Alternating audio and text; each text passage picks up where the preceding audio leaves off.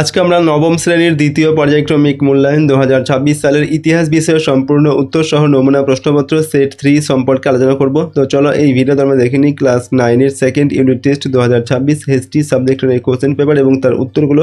Second summative ইভ্যালুয়েশনে তোমাদের 40 নম্বরের পরীক্ষা হয়, সময় থাকে 1 ঘন্টা 30 মিনিট। এই প্রশ্ন এবং উত্তরের পিডিএফগুলো আমাদের সহজ লেসন অ্যাপের মধ্যে দেওয়া আছে। অ্যাপের লিঙ্ক রয়েছে ডেসক্রিপশন বক্সে বা গুগল প্লে স্টোর থেকেও তোমরা অ্যাপটিকে পেয়ে যাবে। সেখানে পেইড কোর্সের মধ্যে দেওয়া থাকবে পিডিএফগুলো। পেমেন্ট করার পর তোমরা পিডিএফগুলোকে নিজেদের ফোনে ডাউনলোড করে নিতে পারবে।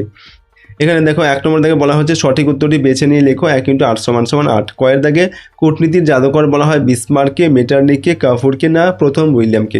তো কূটনীতির জাদুকর বলা হয় বিসমার্ককে। ন্যাশনাল গার্ড একটি সৈন্যবাহিনী, রক্ষা বাহিনী, সংবাদপত্র না গোষ্ঠী? তো ন্যাশনাল গার্ড এটা হচ্ছে একটি রক্ষী বাহিনী। পরের প্রশ্ন দেখো 1 নম্বর দাগে ভিয়েনা সম্মেলন হয়েছিল 1812 খ্রিস্টাব্দে, 1815 খ্রিস্টাব্দে, 1816 খ্রিস্টাব্দে, 1817 খ্রিস্টাব্দে? সঠিক উত্তর হবে 1815 খ্রিস্টাব্দে। কোন পণ্যকে কেন্দ্র করে প্রথম শিল্প বিপ্লব হয়েছিল? লোহা, ইস্পাত, রেলপথ না বস্ত্র? তো বস্ত্র এই পণ্যকে কেন্দ্র করেই প্রথম শিল্প বিপ্লব হয়েছিল। সেফটি ল্যাম্প আবিষ্কার করেন জন কে, গ্রাহাম বেল, হামফ্রে ডেভি না জেমস ওয়াট? সেফটি ল্যাম্প এটা আবিষ্কার করেন হামফ্রে ডেভি। পরবর্তী প্রশ্ন হচ্ছে ইউটোপিয়া সমাজতন্ত্রবাদের আদিগুরু ছিলেন Karl Marx, Friedrich Engels, V.I. Lenin, সাঁ সিমো? তো সাঁ সিমো ছিলেন ইউটোপিয়া সমাজতন্ত্রের আদিগুরু। এরপর রাশিয়ার পার্লামেন্টকে বলে ডুমা, লোকসভা, ইলদুচে পার্লামেন্ট? তো রাশিয়ার পার্লামেন্টকে বলা হয় ডুমা। জাতিসংঘের লীগ পরিষদের স্থায়ী সদস্যের সংখ্যা 4 জন, 5 জন, 6 জন, 7 জন? উত্তর হবে 6 জন। পরের প্রশ্ন 2 নম্বর থেকে নির্দেশ অনুযায়ী নিচের প্রশ্নগুলির উত্তর দাও। 2 এর 1 এক কথায় উত্তর লিখতে হবে 1 × 4 = 4। কার শাসনকালে ফ্রান্সে জুলাই বিপ্লব হয়েছিল? দশম চার্লসের শাসনকালে ফ্রান্সে জুলাই বিপ্লব হয়েছিল। স্পিনিং জেনি কে আবিষ্কার করেন? James Hargreaves. স্পিনিং জেনি আবিষ্কার করেন। সুয়েজ খাল খনন কত খ্রিস্টাব্দে শেষ হয়? 1869 খ্রিস্টাব্দে সুয়েজ খাল খনন শেষ হয়। কে ফ্যাসিস্ট দল প্রতিষ্ঠা করেন? বেনিতো মুসোলিনি ফ্যাসিস্ট দল প্রতিষ্ঠা করেন। 2 এর 2 নম্বর ঠিক বা ভুল নির্ধারণ করতে হবে। 1 × 4 = 4। রাশিয়ার ভূমিদাস প্রথার উচ্ছেদ করেন দ্বিতীয় আলেকজান্ডার? এটা হবে ঠিক। 1898 খ্রিস্টাব্দে ভাস্কো ডা গামা ভারতে আসেন? এটা ভুল হবে। তারপর হচ্ছে দেখো শিল্প বিপ্লবের ফলে ইংল্যান্ড পরিণত হয় বিশ্বের কারখানায়? এটা ঠিক। হিটলারের উপাধি ছিল ফুয়েরার? এটা হবে ঠিক। নেক্সট 3 নম্বর দেখো 2-3টি বাক্যে উত্তর লিখতে হবে যে কোনো 4টি। 2 × 4 = 8। প্রশ্ন মান এখানে 2 নম্বর করে। কয়ের দাগে কার্লসবার্গ ডিক্রি বলতে কী বোঝো?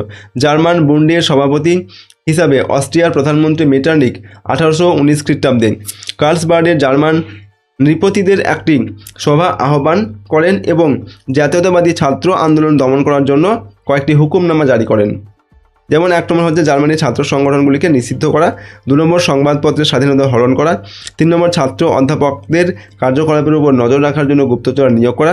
এইসব হুকুমনামা কার্লসবার্গ ডিক্রি নামে পরিচিত। কয়ের দাগে 4 প্রধান বলতে কী বোঝো? ভিয়েনা সম্মেলনে ইউরোপের সমস্ত রাষ্ট্রের প্রতিনিধি পোপ ও তুরস্কের সুলতান ছাড়া অংশগ্রহণ করলেও অস্ট্রিয়া, প্রাশিয়া, রাশিয়া ও ইংল্যান্ড এই 4টি রাষ্ট্র প্রধান ভূমিকা পালন করেছিল। এই 4টি রাষ্ট্র 4 প্রধান বা বিগ 4 নামে পরিচিত। এই 4টি দেশের নেতৃত্ব দিয়েছিল অস্ট্রিয়ার প্রধানমন্ত্রী মেটারনিখ, প্রাশিয়ার সম্রাট ফ্রেডারিক উইলিয়াম, রাশিয়ার জার প্রথম আলেকজান্ডার এবং ইংল্যান্ডের প্রধানমন্ত্রী ক্যাসালরি। তারপর দেখো কয়ের দেখা ত্রিশক্তি মৈত্রী কবে কাদের মধ্যে স্বাক্ষরিত হয়? 1882 খ্রিস্টাব্দে বিসমার্কের উদ্যোগে জার্মানি, অস্ট্রিয়া ও ইটালির মধ্যে যে আত্মরক্ষামূলক ও অনাক্রমণ চুক্তি স্বাক্ষরিত হয় তা ত্রিশক্তি মৈত্রী নামে পরিচিত। এই চুক্তি শর্তানুসারে চুক্তিবদ্ধ রাষ্ট্রগুলি কোনো এক বা একাধিক রাষ্ট্র দ্বারা আক্রান্ত হলে অপর রাষ্ট্রগুলি তাকে সাহায্য করবে। ভারতে প্রথম কবে কোথায় রেলপথ চালু হয়? ভারতবর্ষে সর্বপ্রথম লর্ড ডালহৌসি 1853 খ্রিস্টাব্দে বোম্বে থেকে থানে পর্যন্ত রেলপথ স্থাপন করেন।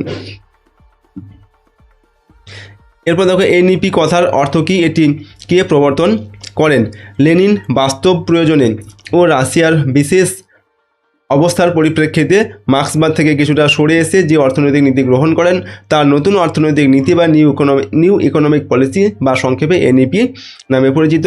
1921 খ্রিস্টাব্দে কমিউনিস্ট পার্টির 10ম অধিবেশনে এই নীতি গৃহীত হয়। এই নীতি অনুসারে ছোট ছোট জমির মালিকদের জমি ফিরিয়ে দেওয়া হয়। ছোট ও মাঝারি শিল্পপতিদের উপর থেকে সরকারি নিয়ম তুলে ব্যক্তি মালিকানার স্বীকার করা হয়। 4 দাগে রক্তাক্ত রবিবার বলতে কী বোঝায়? 1905 খ্রিস্টাব্দে রুশ জাপান যুদ্ধে রাশিয়া পরাজিত হয়। এই সময় যার শাসনের বিরুদ্ধে রাশিয়ায় তীব্র আন্দোলন গড়ে ওঠে। 22 জানুয়ারি রবিবার সেন্ট পিটার্সবার্গে শ্রমিকরা একটি শান্তিপূর্ণ মিছিলে সামিল হন। রুশ সৈন্য মিছিলের উপর গুলিবর্ষণ করলে প্রচুর শ্রমিক নিহত হন। এই ঘটনাকে রক্তাক্ত রবিবার বলা হয়। 4 নম্বর থেকে 7-8 বাক্যে উত্তর লিখতে হবে, যে কোনো দুটি। প্রশ্নের মান 4 নম্বর করে, 4 2 8 নম্বর দেওয়া আছে। কয়ের থেকে 1848 খ্রিস্টাব্দে ফেব্রুয়ারি বিপ্লবের কারণগুলি লেখো। তো ভূমিকা দিয়ে আমরা প্রথম লিখছি 1848 খ্রিস্টাব্দে ফেব্রুয়ারি বিপ্লবের ফলে ফরাসি সম্রাট লুই ফিলিপের পতন ঘটে এবং ফ্রান্সের দ্বিতীয় ফরাসি প্রজাতন্ত্র প্রতিষ্ঠিত হয়। এই বিপ্লবের কারণগুলি হলো: 1 নম্বর বুর্জোয়াদের আধিপত্য। লুই ফিলিপের শাসনকালে ফ্রান্সে বুর্জোয়া শ্রেণীর চূড়ান্ত আধিপত্য প্রতিষ্ঠিত হয়, ফলে দরিদ্র কৃষক ও শ্রমিকরা ক্ষুব্ধ হয়ে ওঠেন। 2 নম্বর জনসমর্থনের অভাব। লুই ফিলিপের প্রতি জনসমর্থনের খুবই অভাব ছিল। নেপোলিয়ন বোনাপার্টের অনুগামী ক্যাথলিক প্রজাতন্ত্রী ন্যায্য অধিকার নীতির সমর্থক প্রভৃতির কেউই তার সিংহাসন লাভ পছন্দ করেননি। 3 নম্বর ত্রুটিপূর্ণ বিদেশ নীতি। লুই ফিলিপ শান্তি রক্ষা করার নীতি গ্রহণ করেন। পোল্যান্ড, ইটালি, বেলজিয়াম, মিশর, তুরস্ক প্রভৃতি দেশে ফরাসি আধিপত্য প্রতিষ্ঠার ব্যাপক সুযোগ থাকলেও তিনি তা গ্রহণ করেননি, ফলে দেশবাসী ক্ষুব্ধ হয়। 4 নম্বর হচ্ছে শ্রমিকদের ক্ষোভ। ফ্রান্সে শ্রমিকদের অধিক সময় খাটানো, কম মজুরি প্রদান, অস্বাস্থ্যকর পরিবেশে বসবাস প্রভৃতির ফলে জীবন দুর্বিষহ হয়ে ওঠে, কিন্তু সরকার তাদের দুর্দশা মোচনের কোনো প্রচেষ্টা করেনি। 5 নম্বর হচ্ছে আর্থিক দুরবস্থা। 1840-এর দশকে ফ্রান্সে খরা, শস্যহানি, খাদ্যাভাব, শিল্প ও বাণিজ্যে মন্দা, বেকার সমস্যা প্রভৃতি তীব্র আকার ধারণ করে। সরকার এই অর্থনৈতিক সংকটের সমাধানে ব্যর্থ হয়। 6 নম্বর হচ্ছে ভোটাধিকারের দাবি। থিয়ার্স, লা মার্টিন প্রমুখ নেতা ভোটাধিকার সম্প্রসারণ, আইনসভা নির্বাচনে দুর্নীতি বন্ধ করার দাবি জানিয়ে আন্দোলন শুরু করে।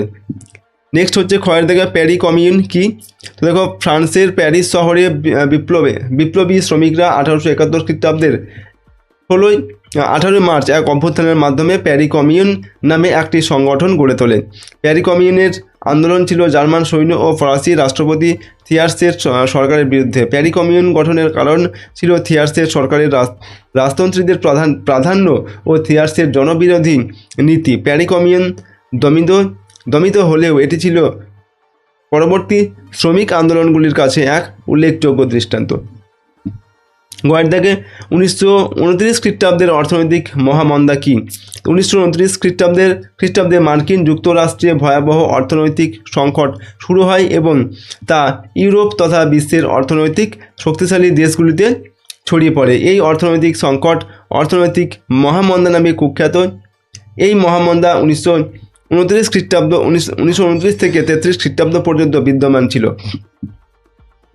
5 নম্বর দাগে 15-16টি বাক্যে উত্তর লিখতে হবে, যে কোনো একটি। প্রশ্নের মান হচ্ছে এখানে 8 নম্বর। কয়ের দাগে ইটালির ঐক্য আন্দোলনে কাভুর ও গ্যারিবল্ডির অবদান বর্ণনা করো। তোমরা প্রথমে লিখছি ইটালির ঐক্য আন্দোলনে কাভুর ও গ্যারিবল্ডির অবদান। 19বিংশ শতকের দ্বিতীয় অর্ধে খণ্ড বিখণ্ড ইটালির জাতীয় ঐক্য আন্দোলনে কাউন্ট কাভুর ও জুসেপ্পে গ্যারিবল্ডি পরিপূরক ভূমিকা পালন করেছিলেন। তো প্রথমে আমরা লিখছি কাউন্ট কাভুরের অবদান। সার্ডিনিয়া পিডমন্টের প্রধানমন্ত্রী কাভুর বাস্তববাদী কূটনীতির মাধ্যমে ইতালির ঐক্য সম্পন্ন করতে চেয়েছিলেন। কূটনৈতিক সাফল্য। কাভুর অনুধাবন করেন যে বিদেশি শক্তির সাহায্য ছাড়া অস্ট্রিয়াকে ইতালি থেকে তাড়ানো অসম্ভব। এই উদ্দেশ্যে তিনি ক্রিমিয়ার যুদ্ধে 1854 খ্রিস্টাব্দে অংশ নিয়ে ইংল্যান্ড ও ফ্রান্সের সহানুভূতি লাভ করেন।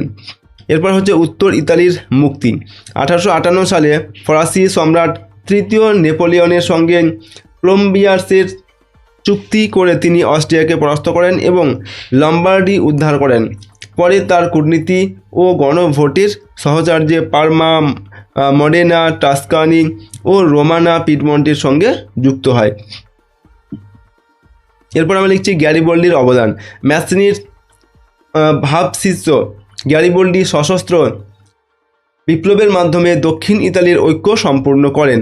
লালকোর্তা অভিযান 1860 খ্রিস্টাব্দে গ্যারিবল্ডি তার লালকোর্তা নামক হাজার স্বেচ্ছাসেবক বাহিনী নিয়ে দক্ষিণ ইটালির সিসিলি ও নেপলস আক্রমণ করেন এবং সেখানকার অত্যাচারী বুর্ব রাজবংশের শাসনের অবসান ঘটান।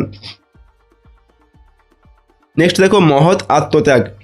প্রজাতন্ত্রের সমর্থক হওয়া সত্ত্বেও ইটালির বৃহত্তর ঐক্যের স্বার্থে গ্যারিবল্ডি নিজের জয়ী রাজ্যসমূহ পিডমন্ডের রাজা দ্বিতীয় ভিক্টর ইমানুয়েলের হাতে নিঃশর্তে তুলে দেন।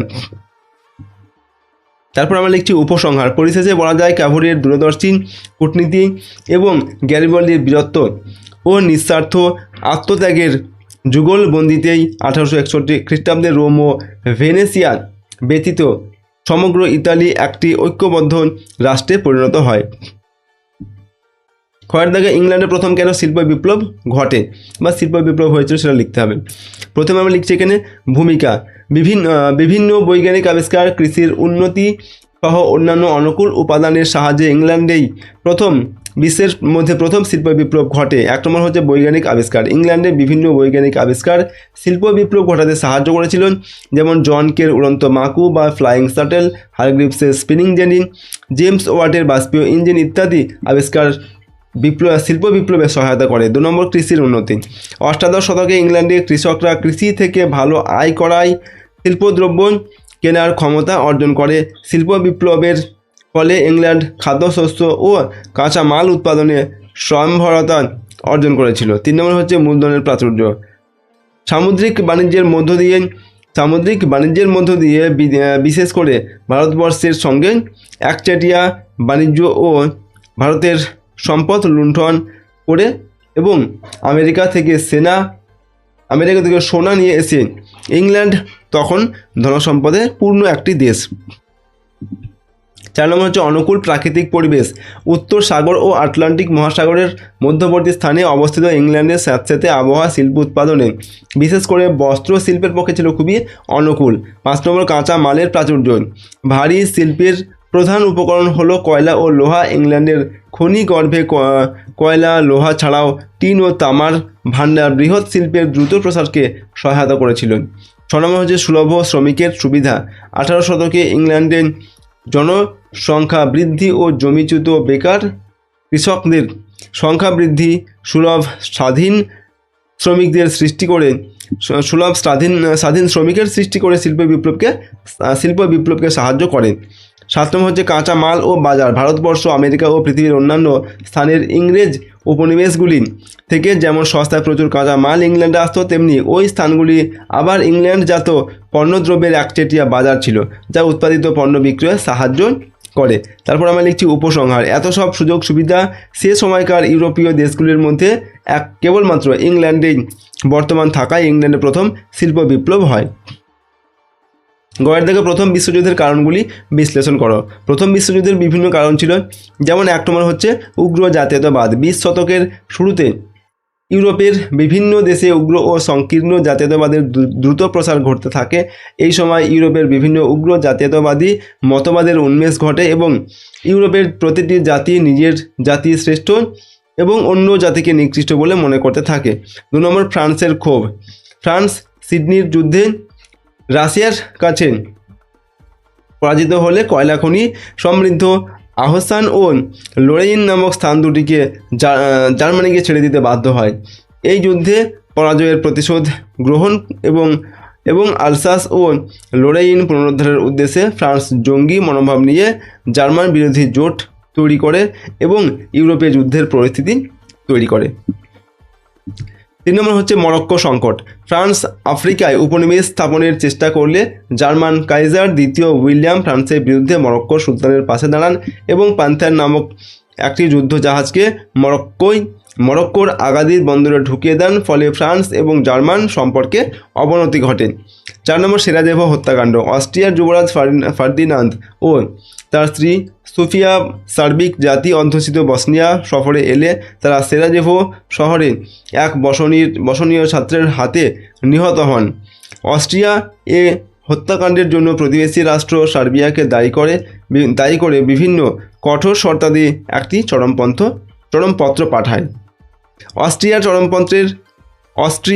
চরমপত্রের কিছু শর্ত মানলেও অবশিষ্ট শর্তগুলি বিষয়ে আলোচনার উদ্দেশ্যে একটি আন্তর্জাতিক বৈঠক ডাকার প্রস্তাব দেয়, কিন্তু অস্ট্রিয়া এই প্রস্তাব অগ্রাহ্য করে সার্বিয়ার রাজধানী বেলগ্রেড আক্রমণ করে। কিছুদিনের মধ্যে ইউরোপ ও ইউরোপের বাইরের বিভিন্ন রাষ্ট্র ভিন্ন ভিন্ন বিবাদমান পক্ষ যোগ দিলে তা বিশ্বযুদ্ধে পরিণত হয়। তো এইভাবে প্রথম বিশ্বযুদ্ধের সূচনা হয়েছিল। তো আজকে আমরা এই ভিডিওতে তোমাদের ক্লাস 9-এর সেকেন্ড ইউনিট টেস্টের ইতিহাস বিষয়ের একটি কোশ্চেন পেপারের আমরা আলোচনা করলাম। সম্পূর্ণ উত্তর সহ প্রশ্নোত্তরগুলো তোমরা ভালোভাবে প্র্যাকটিস করো এবং মুখস্থ করো, এবং তোমাদের সিলেবাসের মধ্যে যে অধ্যায়গুলো রয়েছে হিস্ট্রি সাবজেক্টে, প্রতিটা অধ্যায় কিন্তু তোমরা খুব ভালোভাবে রিডিং পড়বে, ঠিক আছে। আর যদি এই সমস্ত প্রশ্নোত্তরের পিডিএফ ফাইলগুলো তোমরা পেতে চাও, তাহলে আমাদের সহজ লেসন অ্যাপটিকে ইনস্টল করবে। অ্যাপের লিঙ্ক ডেসক্রিপশন বক্সে দেওয়া আছে, বা গুগল প্লে স্টোরে তোমরা অ্যাপটিকে পেয়ে যাবে। সেখানে পেইড কোর্সের মধ্যে পিডিএফগুলো দেওয়া থাকবে। পেমেন্ট করার পর পিডিএফ ফাইলগুলো তোমরা নিজেদের ফোনে ডাউনলোড করে নিতে পারবে। তো আজকের এই ভিডিওটিকে আমরা এখানে শেষ করছি। সম্পূর্ণ ভিডিওটি দেখার জন্য অসংখ্য ধন্যবাদ।